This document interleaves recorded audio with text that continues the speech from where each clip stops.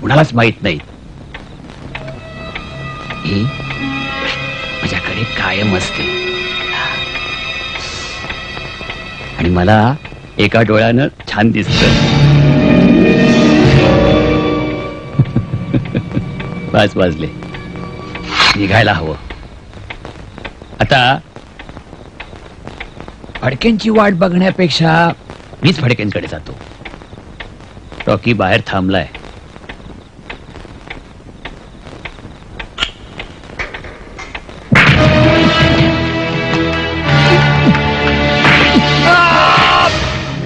आवाज कुणाचा आहे? माझ्या साहेबांचा नव.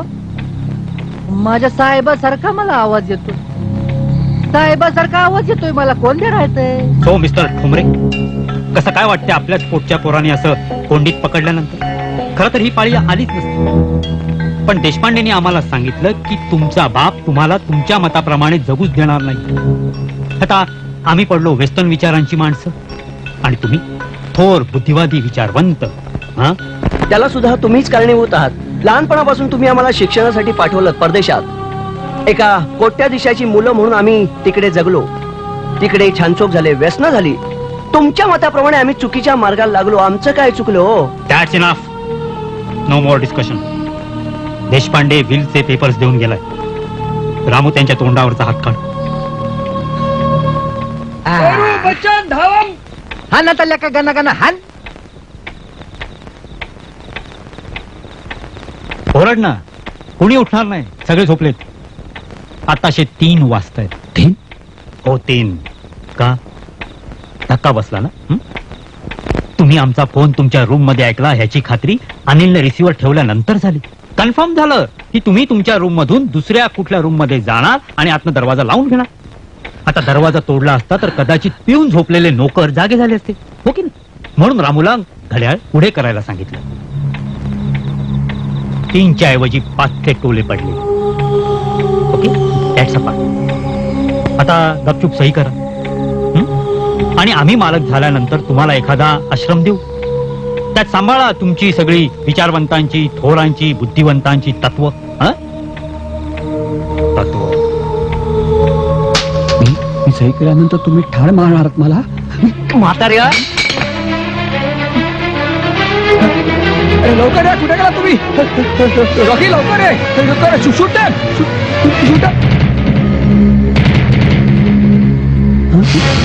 सुद्धा नाही ठोंबरे, शेवटी पैसा महत्वाचा असतो. पैशासाठी स्वतःची मुलं आपल्या बापाचा खून करायला निघाले. मी तर तुमचा कोणीच नाही. अरे पण मी सुद्धा तुमच्यापेक्षा कित्येक पटीने जास्त देणार आहेत ते मला. आमचं बाहेर डिलिंग ठरलंय. चला मुकाट्यानं सही करा.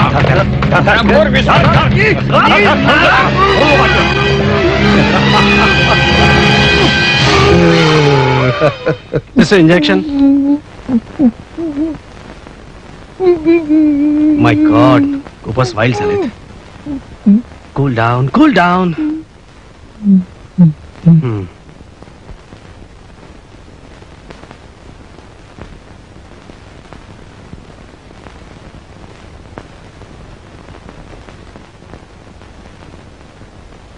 झोपतील थोड्या वेळात. ठीक आहे, सोडा रे त्यांना. जा बाहेर जा तुम्ही. आणि कोणीतरी एकाने थांबा रे. नर्स, शुद्धीवर आल्यावर त्यांना गोळ्या द्या. हो. डॉक्टर, डॉक्टर काय झालं माझ्या वडिलांना? It's a rare case of सायकोसिस. म्हणजे I will explain you in my cabin, please. It's a rare case of paranoid psychosis. Rare case? घाबरू नका, मीच फिरवलाय त्याला. It's a case of schizophrenia. या केसमध्ये माणसाच्या मेंदूत डोपामिन नावाचं एक केमिकल वाढत असतं. आता सपोज हा एक नॉर्मल माणूस आहे. याच्या मेंदूमध्ये डोपामिन वाढायला लागलाय. हे बघा, या केमिकलच्या इफेक्टने हॅल्युसिनेशन्स यायला लागतात. म्हणजे भास व्हायला लागतात. जसं आपल्याला आवाज यायला लागतात किंवा कुणीतरी सतत आपल्या कानाशी बडबडतंय असं वाटायला लागतं. पर्सिक्युटरी डिलिजन्स यायला लागतात, म्हणजे सतत कुणीतरी आपल्याला ठार मारणार आहे असं वाटायला लागतं. या केसमधली माणसं स्वतःच कॅरेक्टर्स क्रिएट करतात आणि सतत त्यांच्यातच वावरत असतात. त्यांचा त्यांच्या मेंदूवर इतका प्रभाव असतो की ती त्या कॅरेक्टर्सच आयुष्य जगायला लागतात. Do you follow me? हा तो माणूस नसून दुसराच कोणीतरी आहे, म्हणजे शरीर एकच पण जगणं, विचार करणं दुसऱ्याचं, दुसऱ्या पात्रांचं. तुमच्या वडिलांच्या बाबतीत हेच झालंय. या आयुष्यामध्ये त्यांनी स्वतःचं एक कथानक तयार केलंय आणि त्या अनुषंगानेच त्यांनी पात्र क्रिएट केली आहेत. आता आपल्या भावविश्वात ते त्याच कॅरेक्टर्सच्या बरोबर वावरतात. पण रात्र झाली की त्यांचा प्रॉब्लेम सुरू होतो. एक्झॅक्टली. एखादी विशिष्ट वेळ किंवा त्यावेळी पडलेले घड्याळाचे ठोके किंवा दुसरा कुठलाही आवाज, भोंगा, सायरन, तत्सम कुठलाही, याला मेडिकल सायन्स मध्ये आम्ही रिफ्लेक्सेस हॅल्युसिनेशन्स म्हणतो. त्यावेळी ती व्यक्ती दुसऱ्या व्यक्तिमत्वात जाते. बरोबर. त्यांना पहिल्यांदा अटॅक आला तेव्हा काय काय घडलं होतं? त्या दिवशी रात्री हा नेहमीप्रमाणे उशिरा आला आणि आम्ही दोघं गप्पा मारत बसलो होतो. किती उशीर रे? अगं क्लायंट कडे जाऊन डोंबिवलीला परत यायचं म्हणजे कंटाळा येतो. तुला माहित नाही ट्रेनने जायचं म्हणजे. पण हे रोजच झालंय, रोज रोज उशीर. माधव, हा बाबा, उद्या सकाळी मी सुद्धा फोर्टला जाणार आहे. आपण एकत्रच निघूया. पोटला कशाला? त्या कुलकर्णीला भेटायचंय मला. आपल्या खोपोलीच्या जागेसंबंधी बोलायचं. पेपर्स ना. हा, मी घेऊन येतो. अरे पण तुम्ही कशाला त्रास करून घेताय? तू कशाला कामावरून परस्पर जाणार? हे बघा, प्रॉपर्टीचं माझ्यावर सोडा. तुम्ही थोडा आराम करा. बरोबर. सुधा, ते ब्लँकेट दे. थंडी पडली जास्त आज. मामांची ब्लँकेट. हा, बरं केलंस. थंडी आज. मी ब्लँकेट दिलं आणि आमच्या बेडरूम मध्ये गेले. मग ती लावू नकोस, मग ती बंद कर. एक तर उशिरा येतोस आणि माझी झोप पण करतोस. इतक्या लांबून येतो बाबा की येईपर्यंत जीव नकोसा होतो आणि त्याला ट्रेन्स पण लेट होत्या. दारू ठोसत बसलायचे तिकडे. शेजारच्या जोशींच्या घरात भांडणाचा आवाज ऐकू आला. उगाच कशाला नको तो आरोप करताय?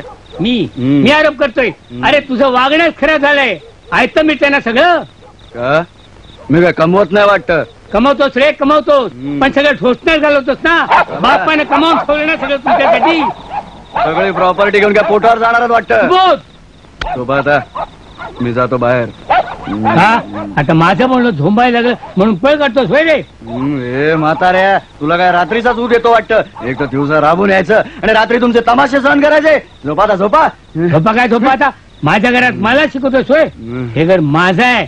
माझ्या मेहनतीने बांधलंय मी. माझ्या घरात मी वाटत तू काय समजलास? बघ, तुला एवढं मात असेल ना तर स्वतःच घर बांध जा आणि काळ कर मागण्यातून तुझं. तुम्हाला झोप येत नसेल पण लोक सगळे झोपले. भांडताना सुबोधने वडिलांवर हात टाकला.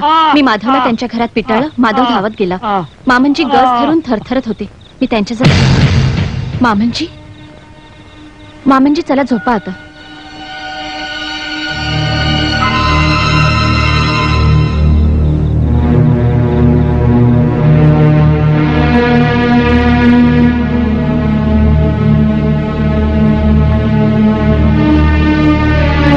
मी त्यांना बिछाण्यावर झोपवलं आणि खिडकी आड करून आत रूम मध्ये जायला निघाले. हे जोशींना घेऊन हॉस्पिटलमध्ये गेले. मामनजी तसेच थरथरत डोळे बंद करून पडले होते. त्यांनी ज्या नजरेनं मला पाहिलं होतं ते मी विसरू शकत नव्हते. आत जाऊन मी बिछाण्यावर पडले.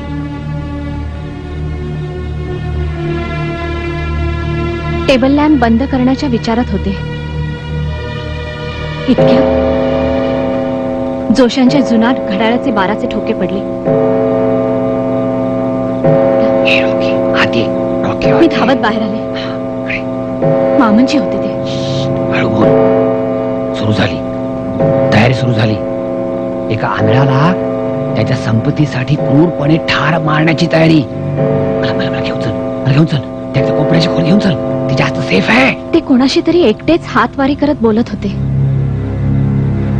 ना ठार मारायला आला नाहीस, मला वाचवायला आलास तू. मी वासुदेव बळवंत ठोंबरे, या प्रॉपर्टीचा एकमेव मालक. ठोंबरे प्रॉपर्टी असं काहीतरी बडबडत होते. त्यांना अशा अवस्थेत बघून मला धक्काच बसला. मी त्यांच्या जवळ गेले आणि मामांजी काय चाललंय हे? तू लवकर आलीस, बाकीचे कुठे आहेत? मी तुला सोडणार नाही, मी तुला ते सोडणार माझ्या नाही. अंगावर आले. मी धावत सुटले आणि घाबरून दरवाजा बंद केला आणि माधवची वाट पाहत राहिले. माधव येईपर्यंत मी तशीच दरवाजाबाहेर उभी होते. माधव आल्यावर त्याला सगळं सांगितलं, पण त्याचा विश्वासच बसला नाही. हो ना, दरवाजा उघडून आत गेलो तर नॉर्मल होऊन झोपले होते, कसलाच मागूस नव्हता. मला सुद्धा आश्चर्य वाटलं. त्यानंतर ते ठोके पडले. नाही, त्यानंतर माहिती नाही, पण माझ्या अंदाजाप्रमाणे ते घड्याळ बंद पडलं असावं. 4-5 दिवसांपूर्वी ते पुन्हा सुरू झालं आणि मामांजींना परत अटॅक यायला लागले. हा, इंद्रधनु बंगला, ठोंबरे, प्रचंड संपत्ती असलं काहीतरी. एक्झॅक्टली, त्याचाच इफेक्ट झालाय त्यांच्यावर. हॅलो, हा बोल. हा, एक मिनिट. मिस्टर माधव, तुम्ही आता गेलात तरी चालेल. तुम्ही सगळं आवरून फ्रेश होऊन वगैरे या. काळजी करू नका, आमचा स्टाफ आहे तिथे.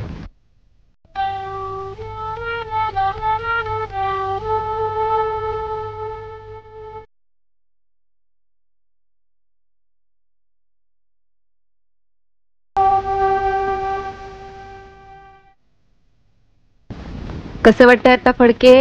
बरं वाटतंय ना? बरं वाटतंय. काय झालंय मला? इथं हॉस्पिटलमध्ये आणण्यापर्यंत हे हात दुखतायत, फार दुखतायत. बांधले होते का? माधव कुठे? माधव आत्ताच घरी गेलेत. आंघोळ करून परत येतील. उगाच त्रास पोरांना. काय झालंय मला? मला पाणी देता? पाणी? हो, देते ना. गोळी घ्यायची तुम्हाला. हो. उठा जरा. सावकाश. हा, घ्या पाणी.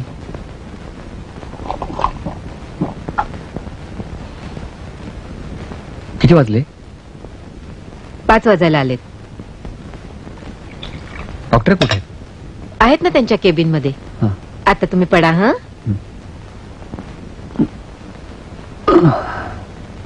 डॉक्टर, ही फडक्यांची फाईल द्या. काय म्हणतायत फडके? शुद्धीवर आलेत. बरेच नॉर्मल दिसत आहेत. पण मला तरी अजून प्रॉब्लेम वाटतोच आहे. पण डॉक्टर, एक्झॅक्टली प्रॉब्लेम काय आहे? ड्युअल पर्सनॅलिटी, दुहेरी व्यक्तिमत्वाचा प्रॉब्लेम आहे. एनिवे, आपल्याला त्यांना एखाद्या चांगल्या हॉस्पिटलमध्ये शिफ्ट करावं लागेल.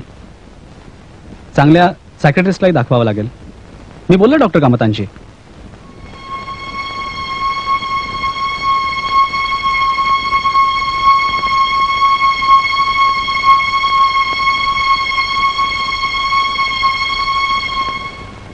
So mister Phadke, everything is normal. बाकीचे रिपोर्ट्स पण क्लिअर येतील. फक्त you take care of your blood pressure. बसा. तू जरा बाहेर थांब. डॉक्टर, स्कॅनिंग करण्यासारखं मला काय झालंय? डॉक्टर जाधवांच्या हॉस्पिटलमध्ये ऍडमिट केलं होतं. बसा. अहो, इट्स नॉर्मल रुटीन. तुमच्या मुलाला जाणवलं की तुम्हाला थकवा यायला लागलाय, त्यामुळे तुम्ही बेशुद्ध पडलात. बेशुद्ध? काय फडके साहेब, अहो आजकाल नॉर्मल माणसाच्या आयुष्यात या शहरातल्या बिझी लाईफमुळे टेन्शन्स एवढी वाढली आहेत. हो, खूप इरिटेट व्हायला होतं. अहो, तणाव भयंकर वाढलेला आहे आणि त्यातून रिलॅक्स व्हायला वेळ सुद्धा मिळत नाही. तेच रुटीन लाईफ, तीच माणसं. हा, आता ज्यांना वेगवेगळ्या हॉबीज असतात त्यांचं बरं असतं. त्यांना काय टेन्शन घालवायला असंख्य साधनं असतात. साधनांपेक्षा विरंगुळा म्हणा, तो जास्त योग्य शब्द आहे. एक्झॅक्टली, विरंगुळा शब्दच सापडत नव्हता. अहो, शब्दाचं आणि माझं वाकडच आहे. काही चांगलं वाचावं म्हटलं तर वेळच मिळत नाही. वाचनासारखा दुसरा चांगला विरंगुळा नाही. तेच तर म्हणतोय मी.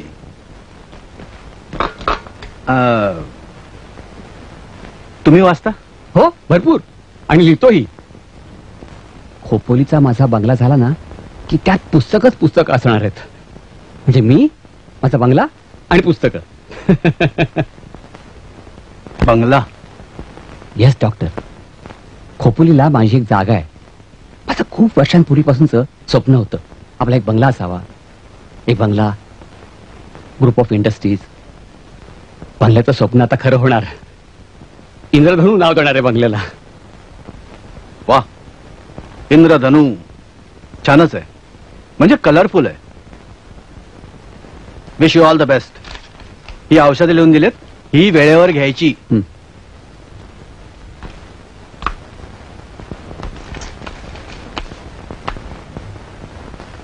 पण डॉक्टर तुम्ही सांगितलं नाहीत मला काय झालं ते.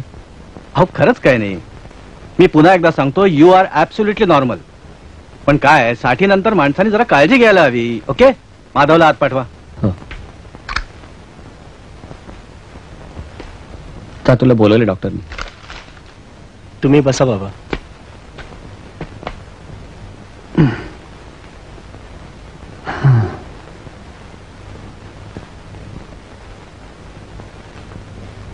माधव, स्कॅनिंगचे वगैरे रिपोर्ट्स लवकरच येतील. काय आहे, to rule out organic causes आम्ही स्कॅनिंग वगैरे करून घेतलंय. तशी कॉम्प्लिकेशन्स नाही आहेत. औषधांनी ते बरे होतील, पण जरा वेळ लागेल. अर्थात डॉक्टर जाधवांनी तुला सांगितलं असेलच. हो, त्यांनी सांगितलं मला. माधव, मला तुझ्या वडिलांबद्दल थोडी माहिती हवी आहे, म्हणजे त्यांच्या सवयींबद्दल. ते मला म्हणाले की त्यांनी खोपोलीला एक जागा घेतली आहे, तिथं बंगला बांधणार आहेत, तिथं खूपशी पुस्तकं आणून ठेवणार आहेत, आणि मग नुसतं वाचनच वाचन, अशा बऱ्याच गोष्टी सांगत होते.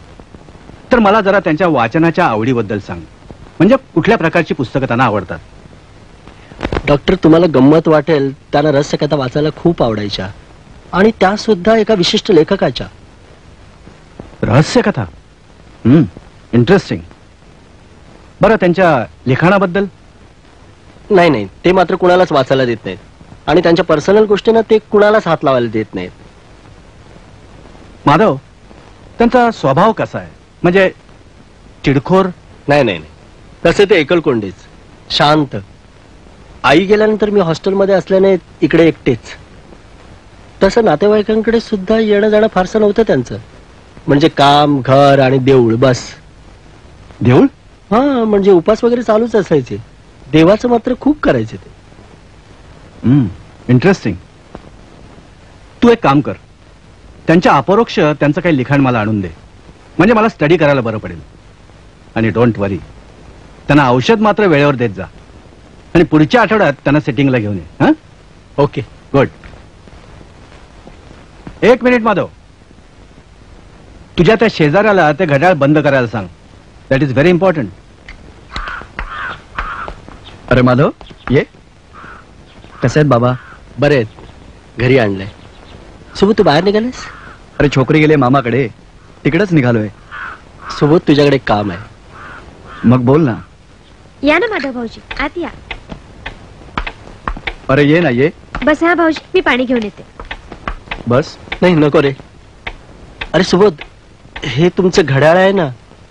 हे बाबा आदमच्या जमान्यातलं. मला वाटतं माझ्या वडिलांइतकंच वय असेल याचं. पण का रे? नाही, त्यामुळेच थोडा त्रास झालाय माझ्या बाबांना. म्हणजे डॉक्टरांनी सांगितलंय जुन्या घड्याळाचे ठोके त्यांच्या कानावर पडता कामा नये. असं? पण का रे? थोडासा प्रॉब्लेमच झालाय. पण औषध पाणी चालू असेपर्यंत तरी हे. अरे मी सुद्धा कंटाळलो या घड्याळाला. या म्हाताऱ्याला किती वेळा सांगितलं, पण आमचा हेकणे आहे ना. सुबोध प्लीज, सुबोध, हे घड्याळ बंद व्हायला हवं. ठीक आहे, मी आत्ताच काढून ठेवतो. नाहीतरी म्हातारा गेलाय जळगावला बहिणीकडे. तो काय इतक्यात येईल असं वाटत नाही. नाही, पण तोपर्यंत बरे होतील. नाहीतरी नको त्या वेळेला कानाखाली मारल्यासारखं वाचतं.